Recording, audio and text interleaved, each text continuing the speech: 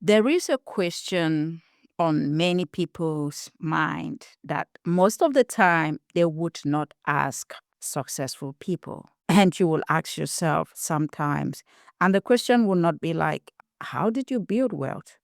But the question that most people would not ask successful people is what happens after wealth? Because guess what? Financial success does not automatically produce wisdom. Money can amplify a vision, but money can also amplify dysfunction. It can build institutions, it can build communities, it can build generational flourishing institutions and families. Or guess what? Money can also quietly magnify fear, magnify fragmentation, and short term thinking. So, my guest today has spent years inside the world of private wealth, advising high net worth individuals and families and institutions and helping them to navigate some of the most consequential financial and legacy decisions that you can think about.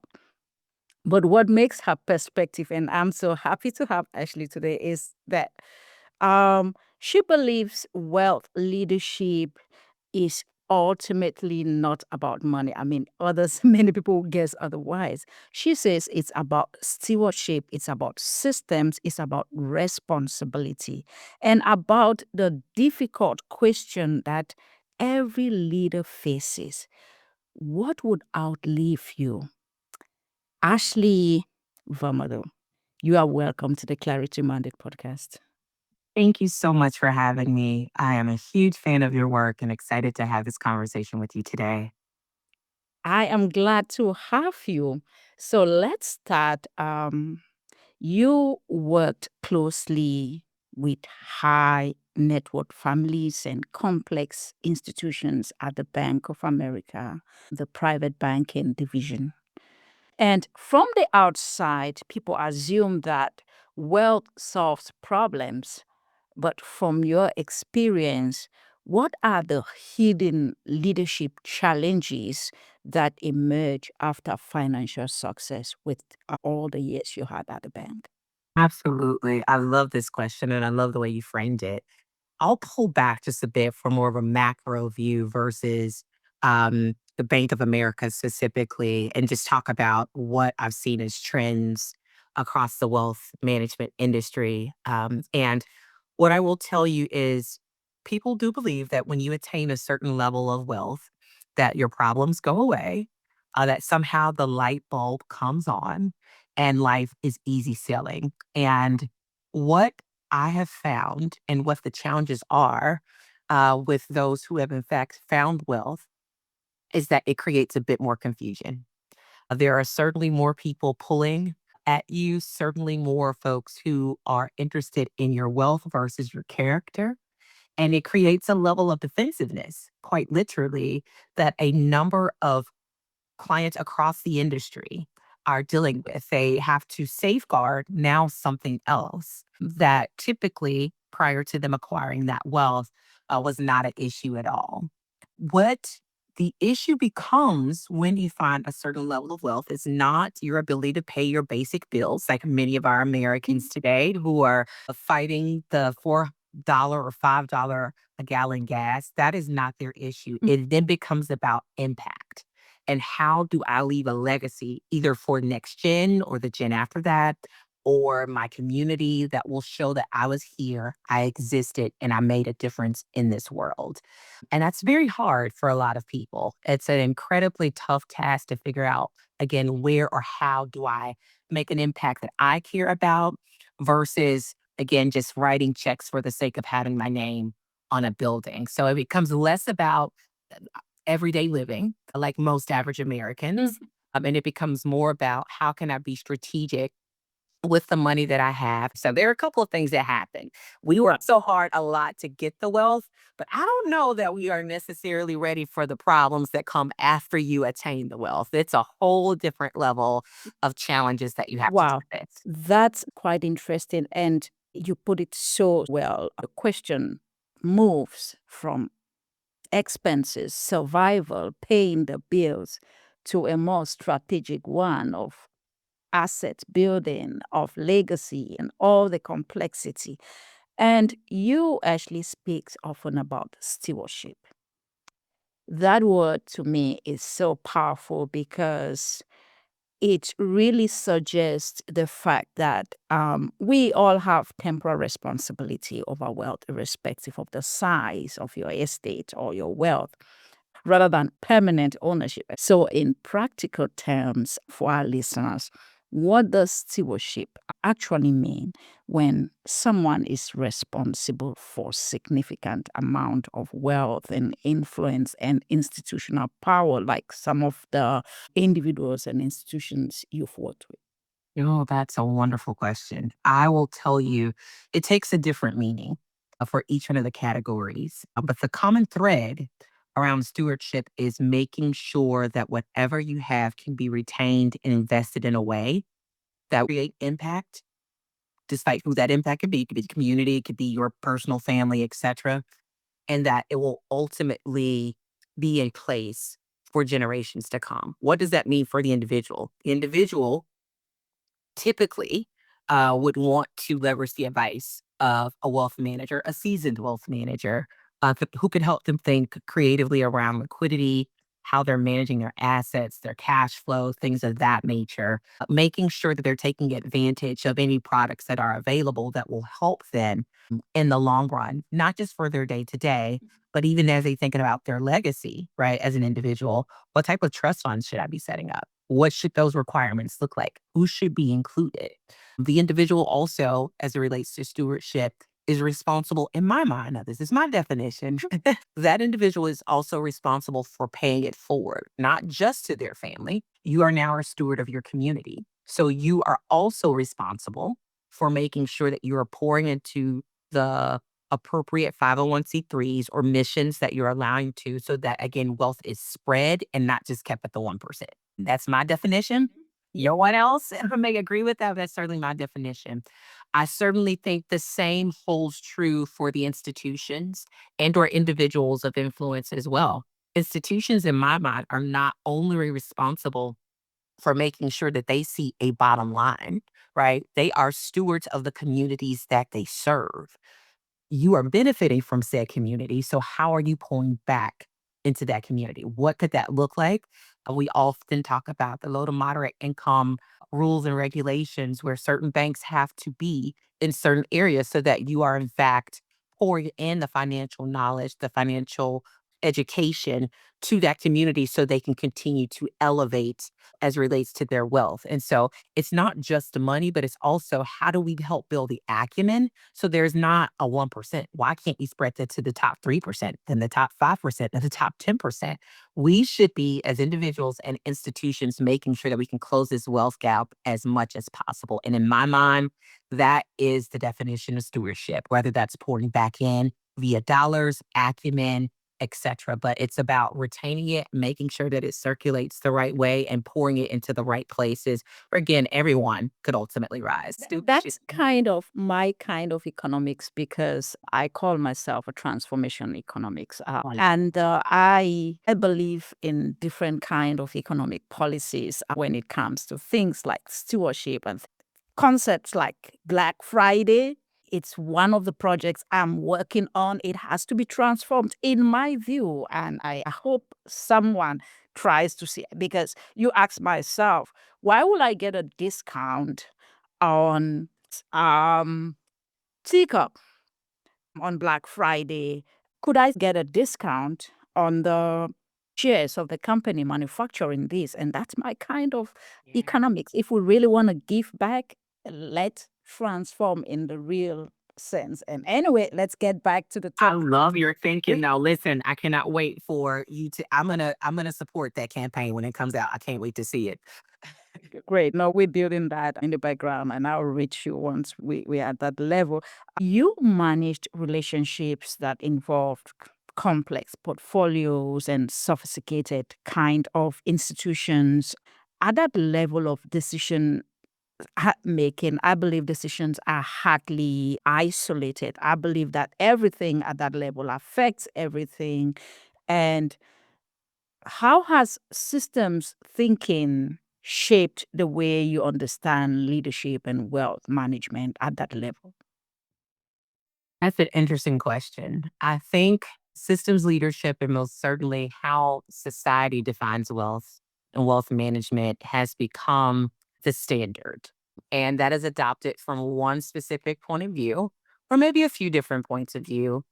I have certainly in my career, adopted those for the sake of making sure that I continue to see some level of elevation, right? When you are in Rome, you do as the Romans do.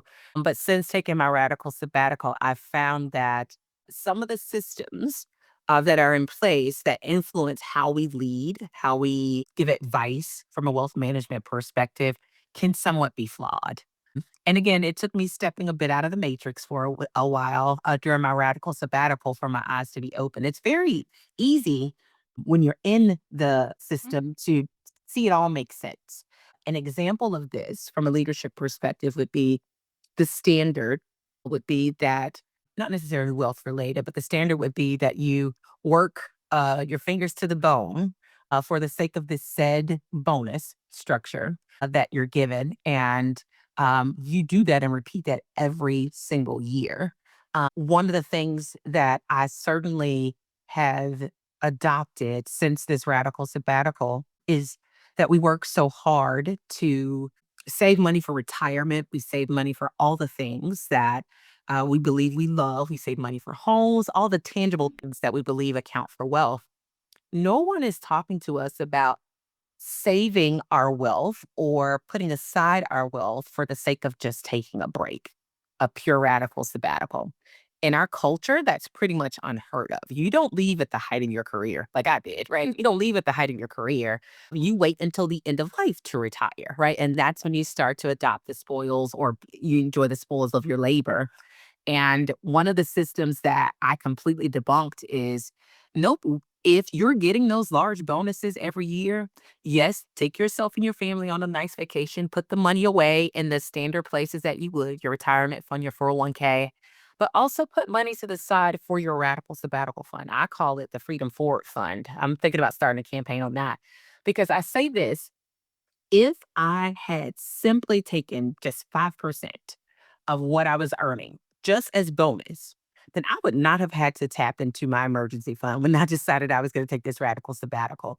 And so that's just one example of how the systems that we live in really influence how we think about our own wealth, how we think about the way life is supposed to work when in reality, stepping outside of that a bit can help you think a little bit more creatively. So, yeah, we're actively working on the Freedom Fund where we're going to be encouraging individuals to, in fact, take a break when it makes sense and obviously strategically, right? We're not going Mm. to tell anybody to walk out on a job Yeah. and create hardship for themselves.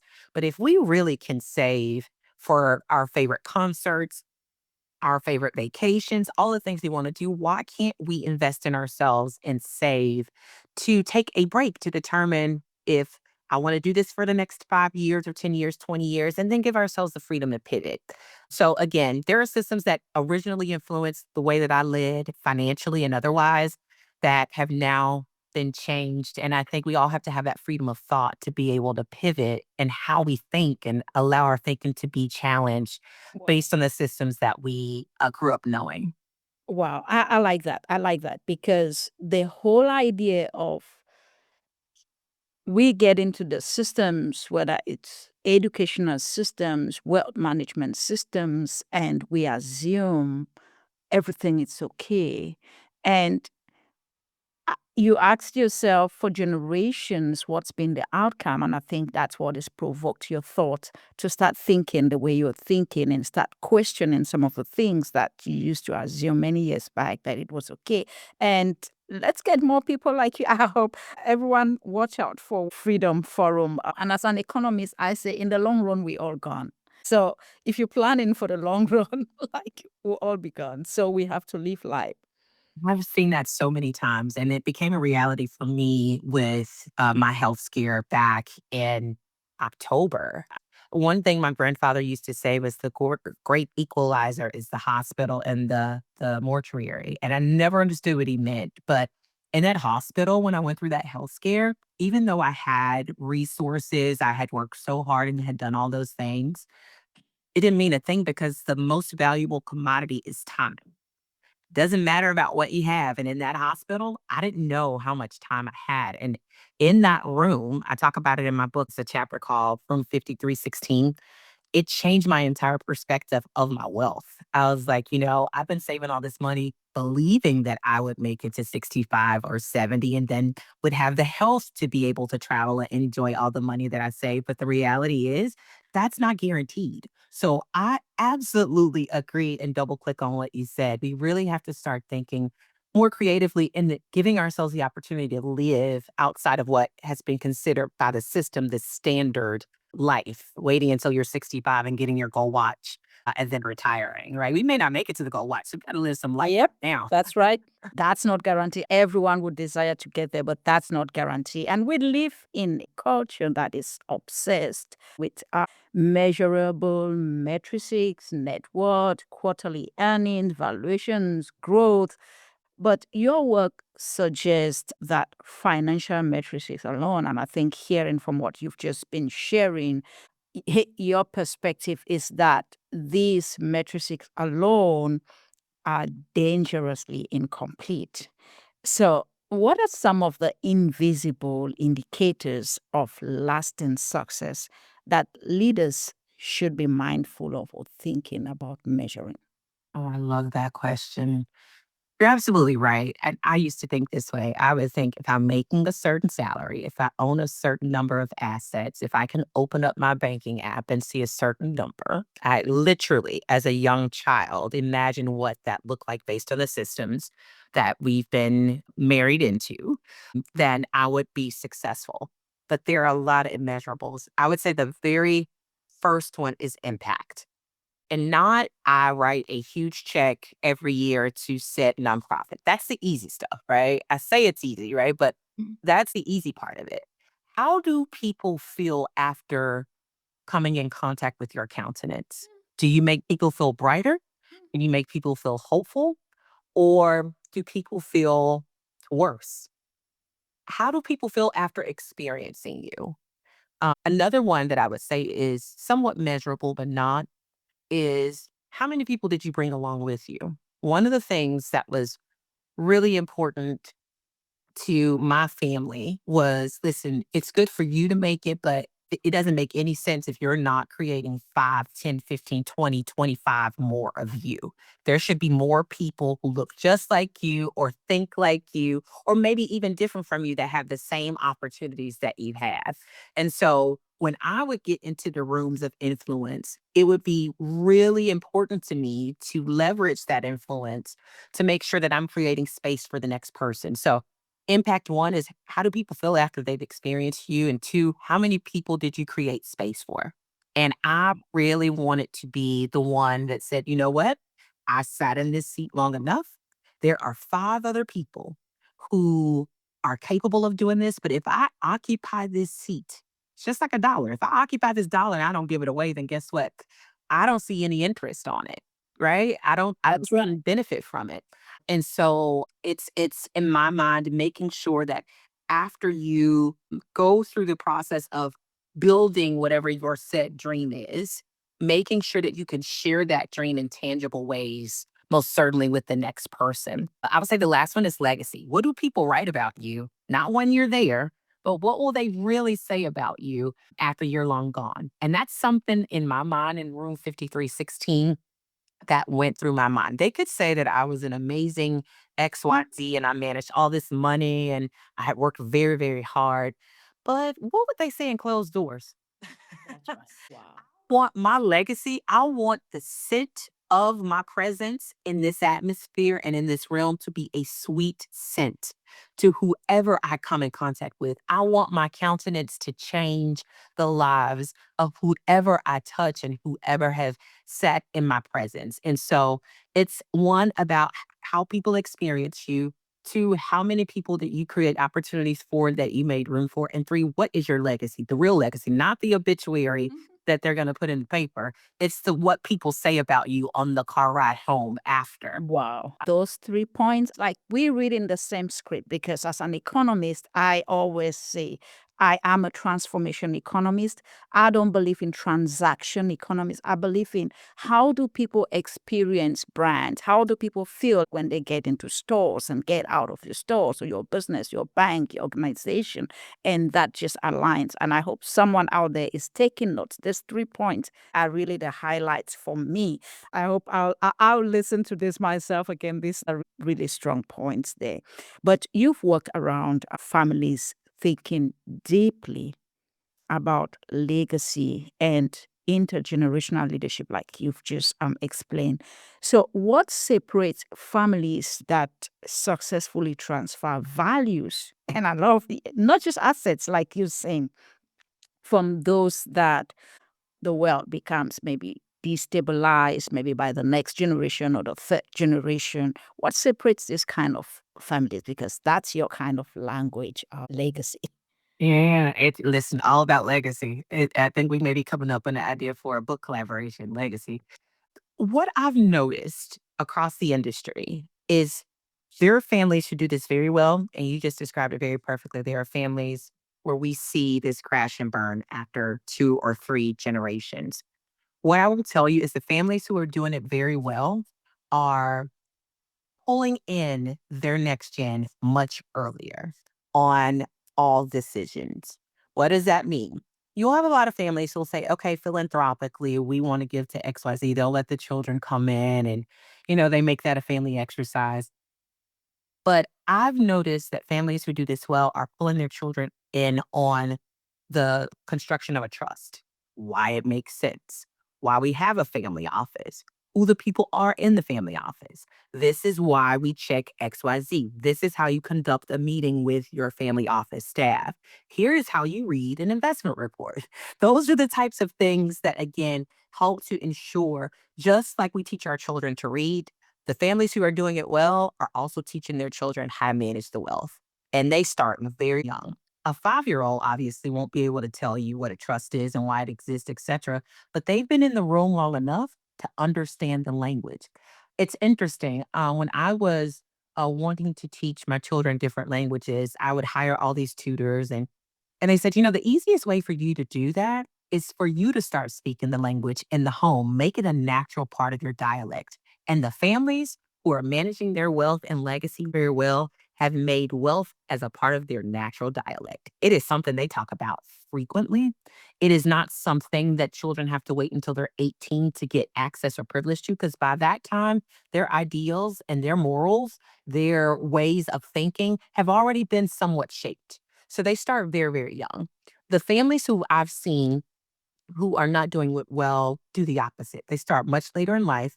You're not invited into the room until you have contributed to the family wealth in some level of way, until you're 21, until you've graduated college. And as I just demonstrated for you in the example prior to, that's not that's honestly not the way that I've seen it work well. And so, that's the difference. It's not being secretive about wealth. It's not, you have to wait and earn your way into the room. It becomes a natural part of their dialect, their legacy, who they are as a family, why they've invested the way that they invest, hearing the perspective of their children, right? And their next gen and the gen after that, letting them have a voice. That is how legacy, and most certainly in the wealth management space, wealth is retained generation after generation. And it doesn't mean that the next gen may not have different ideas. It doesn't mean that, but at least they have an understanding of what their elders were thinking. So they have some type of loyalty, some type of duty to honor that. Because again, just like with me teaching my children a different language, I had to start speaking it in our house in everyday conversation. Wealth and legacy was a part of what they were talking about at the dinner table and otherwise, on vacations, on beaches. That's how they were able to do it. And so I do that with my children now. I tell them, listen, my 7-year-old, we have a trust. Well, mommy, what's a trust? Well, we have a trust because XYZ. Well, what are the requirements of the trust? And so when he talks to his children and when his children talks to their children, they can start to have those conversations much earlier. And that was different from how I grew up. We didn't really have a great concept of wealth. We were surviving. I grew up in the Mississippi Delta in the deep, deep South. And so it was more about you. keep a good credit score, and keep a job and keep a good credit score so you can afford to go and get credit again, right? And as long as you keep good credit, you will always be able to have a nice life. Where again, I had to transform my thinking to say, listen, it's not about just having good credit. It's about what do we have tangibly and intangibly that we can create legacy around? What are the assets that we can buy? I don't even believe in credit anymore. Let me tell you, that's a whole different conversation for a different day. I'm like, that system will probably go away. I may not live to see it, but it really will be about what you have on hand that is tangible and most certainly the assets that you have access to. And so it's just changing the conversation and bringing those children in earlier. Wow. Wow. Education. Educate. Inclusion. I hear inclusion. I hear do it early. Don't wait. Because, like you say, you build the culture. So, families that build the culture of making wealth, education, talking about legacy, talking about trust, talking about all these things, a lifestyle, part of their family lifestyle, help the children, the next generation to sustain. And like you say, they might be willing to innovate and bring other aspects to it, but they would hold on to that kind of family values. That's wonderful.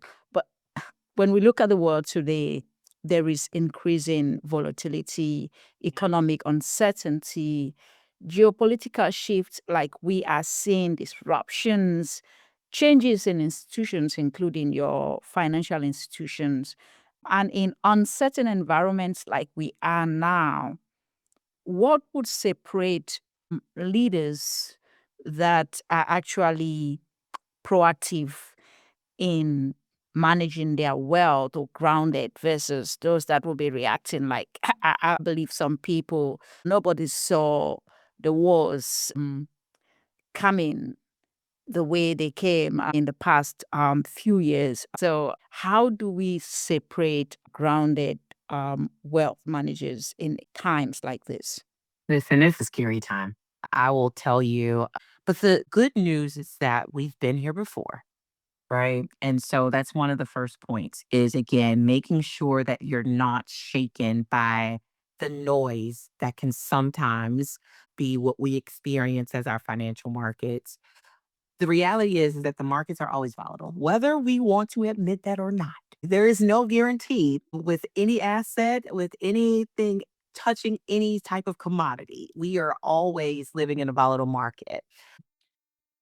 I would say you're absolutely right with um, inflation being at about 3.8%. The Fed wants us at about 2% on average on an annual basis. People are certainly feeling the crunch of all the things financially and otherwise. We just talked about gas being almost $5 a gallon in some places, $6 and $7 on the West Coast, right? People who are able to survive moments like this, knowing that we've been here before, do a couple things. The first thing is they don't rush to get out. It is natural instinct when you see things going south, right? And you see the line going the opposite way on any graph or on any trend to want to quickly pull your money. Mature and very seasoned wealth managers understand that that is not the time. We all have a responsibility in my mind. While everybody certainly has complete freedom individually, we all have a responsibility to make sure that we are stabilizing the market. You don't stabilize the market if you go and borrow your money out. That's number one. So it's one, recognizing that we've been here before. Two, understanding your fiduciary responsibility to not create momentum where everyone feels like they need to just pull assets, et cetera, because we're all going to suffer in that case. And three, having the ability to understand truly your risk appetite. There are people who like to believe that they are a little bit lenient when it comes to risk until moments like this happen. So this really helps people understand maybe I am a little bit more risk averse than I thought I was. Let me go and make sure that my portfolio is a little bit more stable in the things that we know will always work or always sell in times of economic challenges. People will always need oil. People will always need healthcare. There are things, very basic things that will always be there.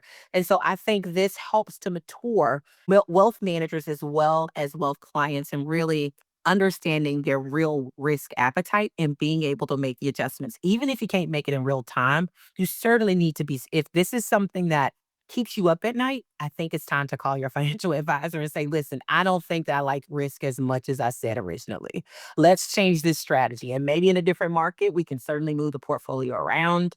But while we're here, or when the opportunity presents itself, let's certainly do something that'll be a little bit more stable. Now, there are folks who are comfortable with risk and they say, listen, I'll ride the roller coaster all the way to the bottom and I'll ride it to the top. But again, in time of economic downturn, if it creates anxiety for you in any way, that's the time to pick up the phone and have a conversation, certainly with your wealth advisor. Knowing that we've been here before, this is not our first, we survived it. We have to be calm in moments like this. I mean, we certainly have to make sure that we are invoking to point to calmness in the market and not being abrupt in our thinking because we're afraid, because we've seen this go up and down. It's the realization that markets will always be volatile. And three, really understanding what your risk appetite is. Because if you are not open to risk, then it's going to show up in moments just like this. And it's time to adjust that portfolio. Wow, that's powerful. You heard Ashley, and she's not giving financial advice on the show. We're having a conversation, an educational conversation. But if this is something that you are having sleepless nights about, speak to your financial advisor, or you could talk to Ashley and she could point you to one. If you don't, we're going to be putting her details in the show notes. But don't take her discussion here for official financial advice. So one of the recurring themes in your work, it's actually moving from beyond short-term optimization towards long-term value creation. So the question is, why is long-term thinking becoming such a really valuable competitive advantage for leaders today in wealth managers? You know, that's an interesting concept. Certainly, my personal philosophy of why long term is most important, it goes back to the original point that we said, legacy. It all goes back to legacy. And I think people are starting to understand that it is important to make sure you're building something sustainable versus the short-term wins. And so you're finding long-term thinking. Again, we always talk about the parable or the story of the tortoise and the hare, right? Where the hare or the rabbit sprints off and the tortoise is slow and steady. You're finding people are a little bit more aligned to the tortoise because slow and steady really does win the race. It does.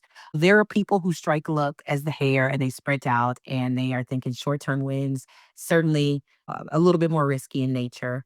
But building something sustainable is certainly more appealing for the sake of legacy, just in general. And so you find people who are thinking longer term now because it's not about me, being rich next month. I want to be rich in the next 50 years. I want to have wealth for my children's children's children. And so, what can I create that will certainly allow for me to do that versus, get rich quick overnight and in a month type deal. So that's just one person's perspective. That's my perspective of why people Yeah. are leaning that way.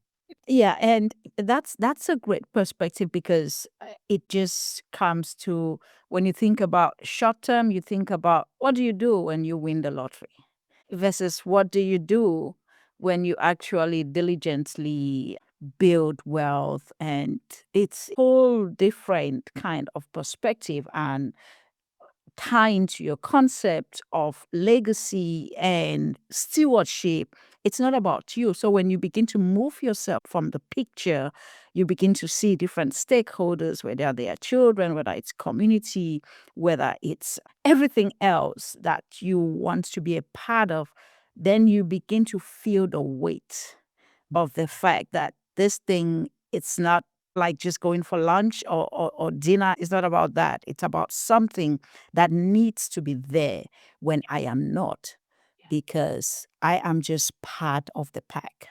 That's right. So, It but it has to be something that outlives you. That's you said it perfectly. It becomes something that outlives you, and when you change your perspective, then it is always going to be long term thinking. thank you. Let's continue. If you're just joining us, we are on the Clarity Mandate podcast, and we have our amazing guest here, Ashley Varnado, who is an amazing wealth management executive, and she's given us quite some insight into wealth management leadership from a stewardship perspective, from a long term perspective. And actually, you have worked with people who had access to extraordinary success. So, what have those experiences just working with this kind of people? So, what has that experience really taught you about the relationship between money and meaning? I love that. Oh, that needs to be on a t-shirt, first of all. Difference between money and meaning. I absolutely love that. Listen, you're right. I've been in rooms and sat across from tables and been in the homes, quite literally, of some extremely successful individuals. Some of it, they worked for themselves and acquired themselves, and some of it was inherited. But they've been able to certainly steward it in a way where they are now in control of those assets. What I've found is that they're normal humans. I think I came in expecting some deity almost every time. And this is after I had been doing it for several years. I would look at their page or, their fact sheets, etc. And I would expect to be in the presence of some level of deity. And guess what? They have the same problems that every other humans has. They are human beings with just access to additional resources or different resources. That gave me an appreciation and it helped me find a level of humanity in those that we sometimes think of who've acquired these levels of success as something other than human, right? And so when you connect to them on a human level, right? My kid decided he was going to do this today. Tell me about your kid. Da, da, da. Then it becomes more of a natural conversation between humans. And in having that real human to human contact, you're able to then help shift their thinking more to meaning. I will tell you some of my favorite folks that I've worked with have allowed me the space to do just that. But I think at the core of this, the recognition that it does not matter at the end of the day. I'm going to go back to the parable my grandfather used to say, or his saying, the great equalizer is always the hospital and the mortuary. When we all come to the realization that everyone at the core is a human being, a living, breathing human being, a place where memories reside, a place where hurt resides, tears, happiness, joy, all the emotions, then you can look beyond their success and have a real direct conversation with them and perhaps help to influence their thinking and allow yourself to be influenced. And that's been my approach. Regardless if I were talking to a multi-billionaire or someone that had never seen that type of wealth. It's about the human to human reaction. And that is what allows us to turn it into meaning, their legacy into meaning, because it becomes how do I create something for my children or my children's children that will far, to your points that you've made, will far outlive me. And so I will tell you the first couple of times I had a little bit of, I was starstruck a couple of times because I cannot believe I'm sitting in the home of this person and they've acquired this amount of wealth. And then after a while, you figure out they have bad days too.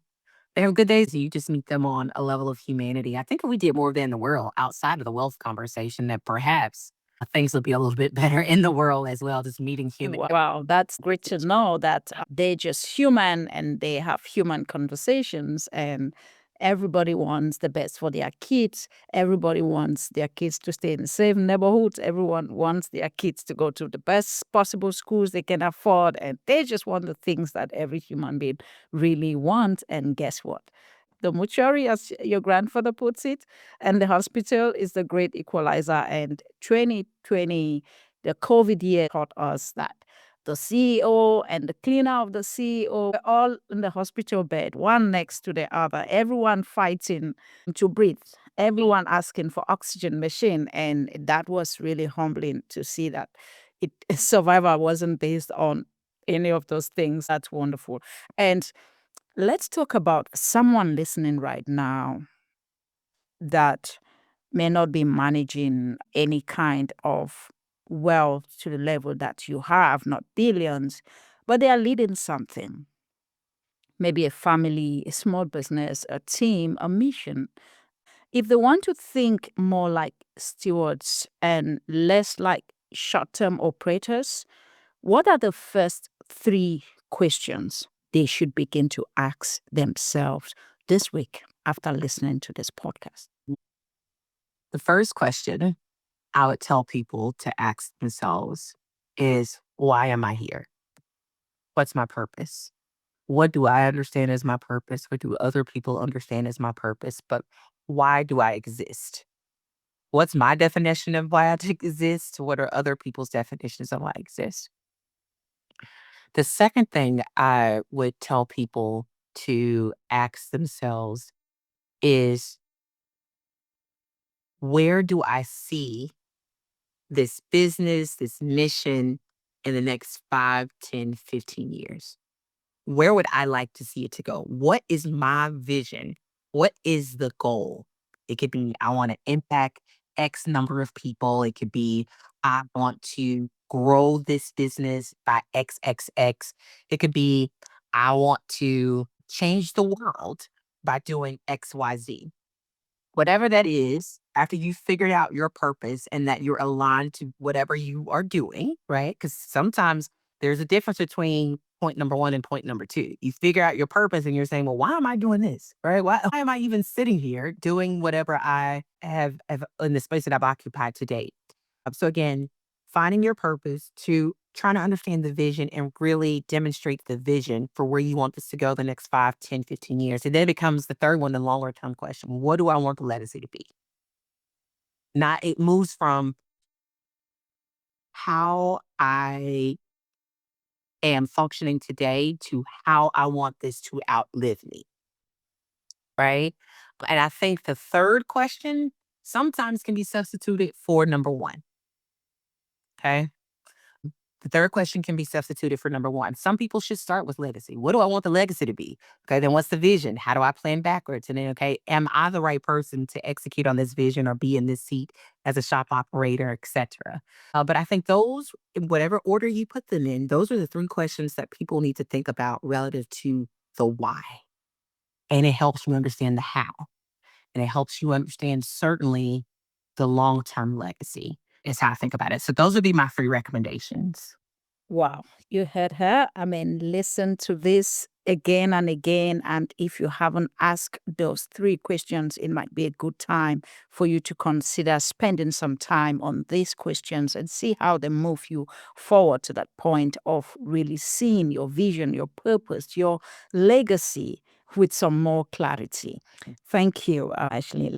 Before we start wrapping up this episode, the question to you is, what are you building right now, exploring or thinking deeply about? For people who want to connect with you or get some more conversations with you, how do they find you? Oh, awesome. Well, we touched on it probably early in the conversation. I'm so passionate about the campaign that is really taking more of a grassroots effort, and it's the Freedom Forward Fund. And so we are certainly building that up, and we're going to be having some really direct conversations and virtual sessions around how to think about a radical sabbatical. How do you plan for it financially and otherwise? To the point you've made, this concept of really making sure that we are intentional with our pauses, that we are not waiting until, as we talked about, the end of life to celebrate some of the things that we've done or giving ourselves permission to rest. I think that is certainly a cultural thing, not one ethnicity or the other, but that we believe that we have to work our fingers to the bone. And only after we've worked ourselves completely down, we have an opportunity to celebrate or sit back and relax. When in reality, you should be taking those pauses every interval that you believe you do. Now, I am not the person to say go quit your job. I'm not the person to say just walk out and freelance it. I'm all about strategy. I want to make sure that it's strategic, but I want to help shape the culture and change the culture on that. And we'll be talking about that a lot more. I'm really excited because I just finished my book, Out of the Yazoo Play. Pre-sales are live. Pre-sales are live right now. I partially joked around being from very humble beginnings, not knowing anything about wealth, really having a one track systematic mindset of what success looked like. I did that for 20 years. And it wasn't until my health scare that I started to change how I thought about my legacy. And that is not just my wealth, but that's also, again, how people encounter me and their experience with me. And we talk about the radical sabbatical in that book is on pre-sale right now. Wow. And certainly find me on a few different channels. My website is theashleyexchange.com. It's theashleyexchange.com. I am on Instagram under that same handle, The Ashley Exchange, and I'm on LinkedIn. You can always reach me there as Ashley Varnado. And so I welcome any and everyone with questions, thoughts, challenge my thinking. I would love to certainly have some good dialogue around any of the topics we talked about here. And again, just a reminder of the book Out of the Yazoo Clay, which I believe will be a treat for anyone who is interested in this evolution of becoming. Just because you started your life one way doesn't mean that you have to end it that same way. Just because you started in one career doesn't mean you don't have the power to pivot, and that you are allowed the opportunity to rest. We are sometimes saddled by the fact that we are our ancestors' wildest dreams. And I absolutely believe that. But the one thing a lot of our ancestors didn't get to do, despite your color or culture, they didn't get to rest. They worked until the end of their lives. And wouldn't it be honor to them by us being intentional with our rest and with these temples we've been given and with our wealth and all these things? And so we explore all of that in the book. So a lot of good things happening Wow. right now. Congratulations to you, Ashley.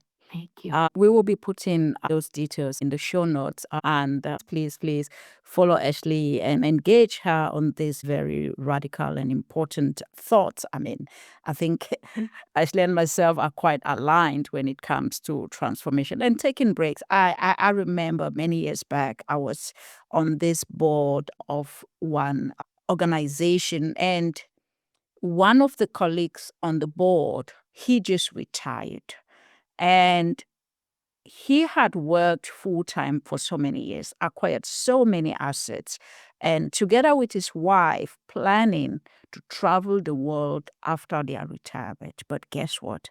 At the point of their retirement and having enough money to travel wherever they wanted to, like spin the map and we go in here, guess what? The doctors say they couldn't. Mm. How many times have we seen that? The doctors say for your health, you can't do none of that. Yeah. And he was sharing this with me at lunch. He was telling me, "You're still young, Vivian. Live your life and enjoy your life." And that's just what you're talking about, because people have planned for these things and you simply can't. Because while you can, just maximize and engage Ashley, and she will tell us more about some of the things she's doing. Check out the pre sale of her book. We'll put the details in the show notes. So, as we begin to round up, the name of this podcast is The Clarity Mandate. And I believe that there is a moment in everyone's life and in leadership where clarity stops becoming optional and it becomes a responsibility. And for you, Ashley, you've worked at the intersection of wealth, of institutions, of stewardship, and long term impact. And so here's my closing question to you.